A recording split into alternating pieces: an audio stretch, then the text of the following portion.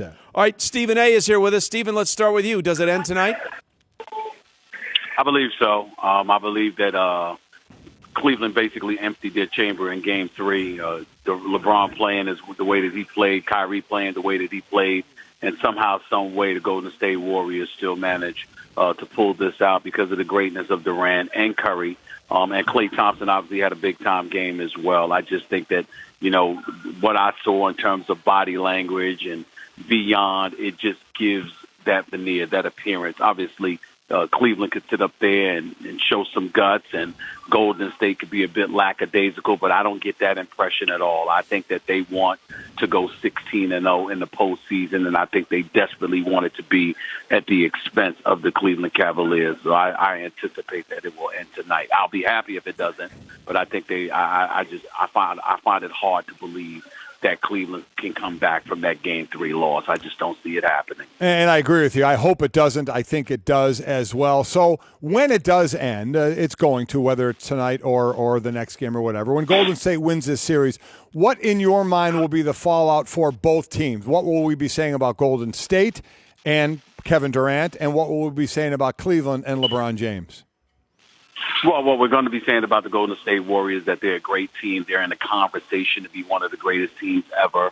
We're going to talk about the superstar that Kevin Durant has emerged as, even though I always have believed that he is, which is why I had such a huge problem with him going and joining the team that beat him in the Western Conference Finals last year, because he wasn't some average player or some glue piece or anything like that. This is one of the top 2 players on the planet as far as I'm concerned. So for him to already join the greatest shooting backcourt in the history of basketball, I just thought was pretty much unfair. And I think that we're seeing it come to fruition and really have that point proved.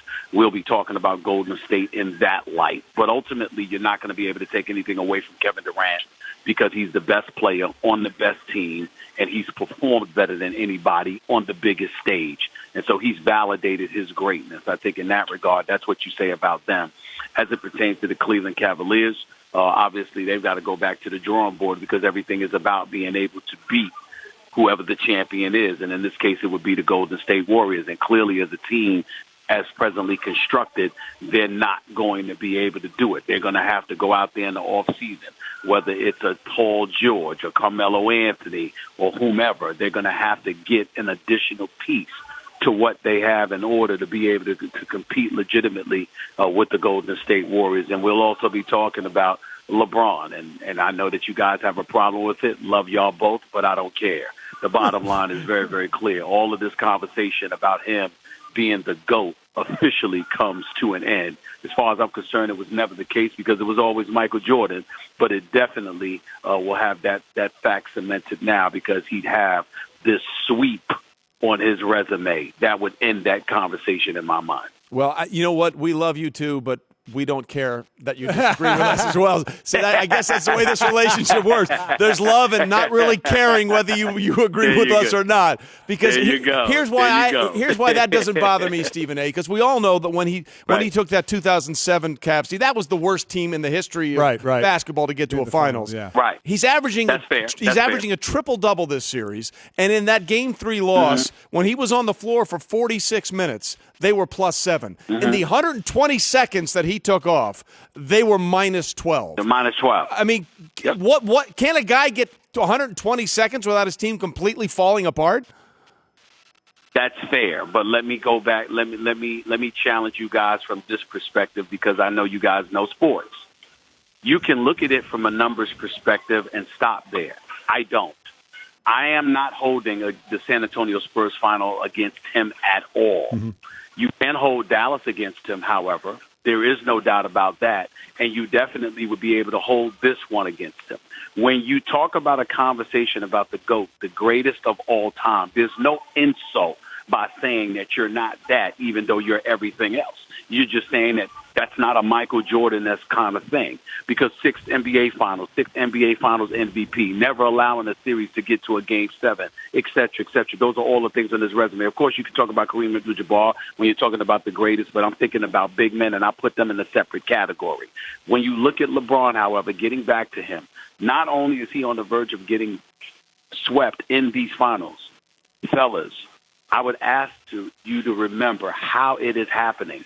The person he is defending, the person he is going against, happens to be a dude by the name of Kevin Durant, who's averaging 34, 10, and 6, shooting 56% from the field, 52% from three-point range. And by the way, he is also scoring during money time, outscoring LeBron James 31-11 in the fourth quarter. Now, listen, I don't know about y'all, but when I think about champions and I think about the GOAT, I think about folks who show up in pressurized moments.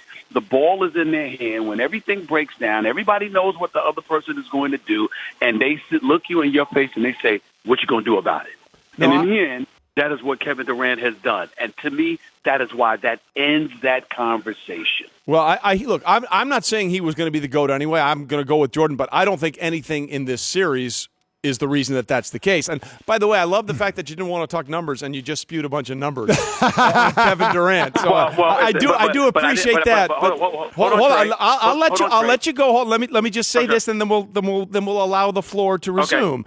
Okay. Look, the idea that Michael Jordan made every big shot is simply not true. He passed it off to Paxson. He passed it off to Kerr. So that has something to do with this as well.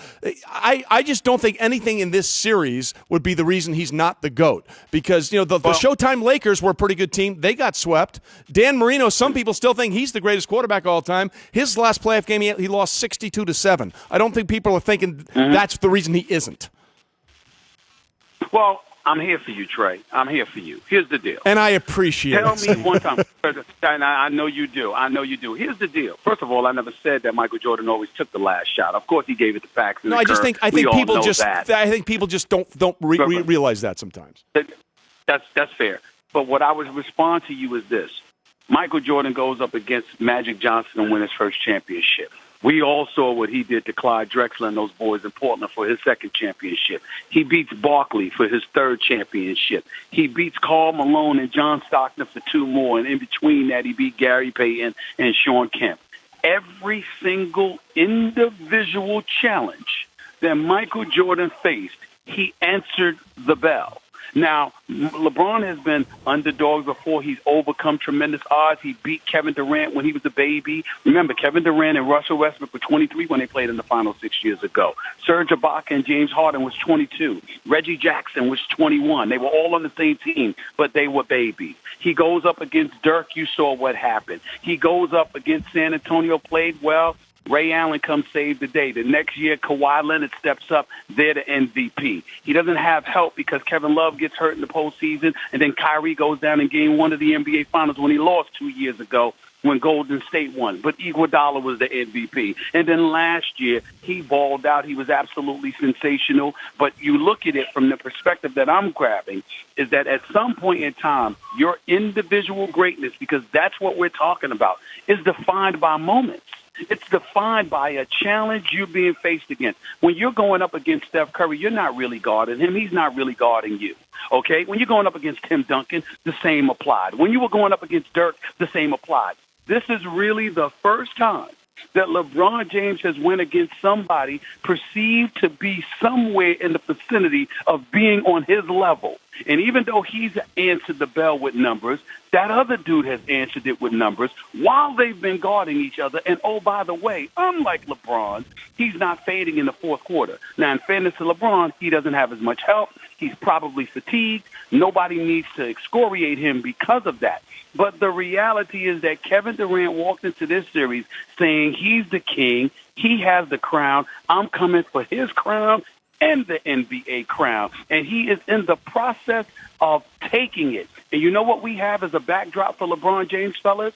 We have him starting off the series before one game was played saying, I don't even want to answer any questions about the Golden State Warriors because it's too stressful. That's a quote. That's a quote from LeBron. It's too stressful to deal with to start off the series, and then during the series, when they asked him was he tired, he said, "Hey, I'm averaging a triple-double. I'm just fine." So, in other words, I'm getting my numbers. I'm doing my thing. I don't know what the hell the rest of these guys are doing, fellas.